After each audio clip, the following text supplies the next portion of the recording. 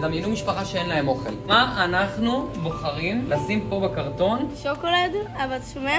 כן. זה הכי בסיסי לנו הילדים, אנחנו לא יכולים לחיות בלי שוקולד. אז מה עם שיבולת שועל? אני חושבת שזה יותר בסיסי. ואם יש כאלו תינוקות שיש להם בעיות רפואיות כמו לשיר הלל? הכל בסיסי. שאלה אותי אם באמת יש אנשים שאין להם אוכל בבית.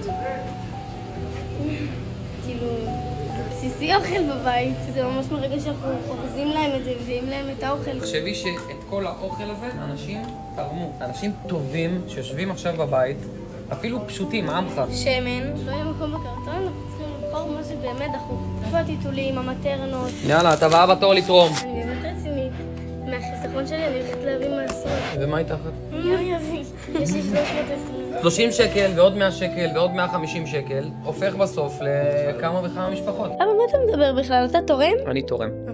אמא ואני תורמים ואנחנו לא מדברים על זה. זה משהו שאנחנו עושים אותו בשקט. לעמותה הזאת אנחנו דואגים, לא סתם באנו לכאן.